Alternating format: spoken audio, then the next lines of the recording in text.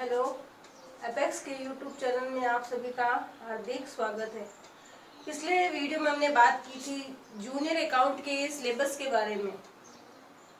उसमें part B में एक सब्जेक्ट है जनरल हिंदी। आज हम उसी के बारे में बात करेंगे। जनरल हिंदी का हमारा टॉपिक है आज का भाषा और व्याकरण। भाषा और व्याकरण के बारे में पहले हम बात करते हैं। भाषा क्या है? ठीक है, भाषा शब्द है संस्कृत की भाष धातु से बना हुआ एक शब्द है। भाष धातु जिसका अर्थ क्या होता है? बोलना या प्रकट करना।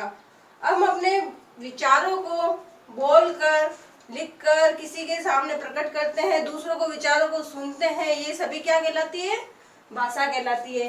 भाषा के मुख्य दो रूप होते हैं, मौखिक भाषा और लिखित भाषा। मौखिक भाषा में क्या होता है? हम अपने बोलकर विचारों को प्रकट करते हैं, दूसरों के सुनकर समझते हैं, ये सब क्या होता है? मौखिक भाषा।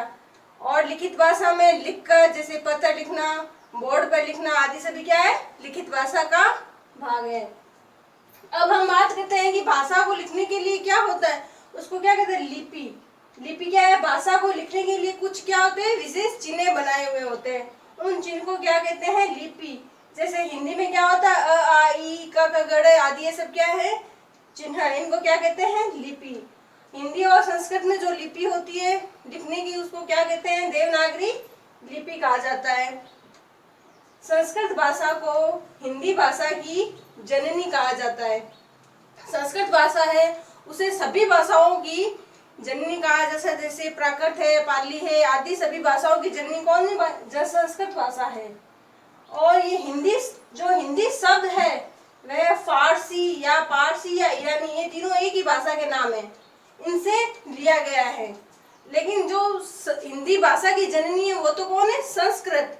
लेकिन ये हिंदी जो वर्ड है वो किन से लिए गए? फारसी या ईरानी भाषा से लिया गया है। अब हम बात करेंगे कि भाई व्याकरण क्या होती है। व्याकरण किसी भाषा को शुद्ध रूप से बोलने के लिए, उसको लिखने के लिए, उसको समझने के लिए कुछ नियम बनाए हुए होते हैं।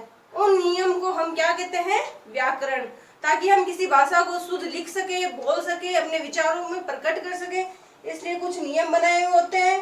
उन नियम को क्या कहते हैं? व्याकरण कहते हैं। और व्याकरण के भी प्रमुख कितने अंग होते हैं? 3 अंग होते हैं। कौन कौन से?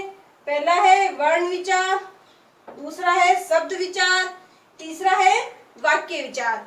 वर्ण विचार में क्या होता है कि हम वर्णमाला के बारे में बात करते हैं, वर्णों के भेद, उच्चारण स्थान, जैसे कि वर्ण का उच्चारण स्थान कौन सा है, नासिका, कंठ आदि, इनके बारे में बात करेंगे, और संयोग के बारे में। शब्द विचार में शब्द का रूप, उसका महत्व, उसकी उत्पत्ति, उसकी रचना आदि के बारे में बात करते हैं, उसे क्या कहते हैं? शब्द विचार। वाक्य विचार में क्या होता है कि उस वाक्य का विश्लेषण क्या है, उस वाक्य की रचना क्या हुई है, उस वाक्य में किन किन विराम चिन्हों का प्रयोग हुआ है, इन सभी का हम अध्ययन किसके में अंतर्गत करेंगे? वाक्य विचार के अंदर। अब हमने भाषा और व्याकरण के बारे में पढ़ा है। अब हम कह सकते हैं कि भाषा क्या है? हम अपने विचारों को आदान प्रदान बोलकर, लिखकर, किसी का सुनकर, पढ़कर करते हैं, ये सब क्या है? भाषा। और इसको नियमबद्ध लिखने के लिए जो होती है उसको क्या कहते हैं? व्याकरण। और इनमें क्या है? वर्ण, शब्द, वाक्य, ये सब किसके भाग है? व्याकरण के। आज की क्लास में हम इतना ही पढ़ेंगे। नमस्ते, थैंक यू। बहुत जल्द हम आपसे एक नए वीडियो के साथ मिलेंगे। धन्यवाद।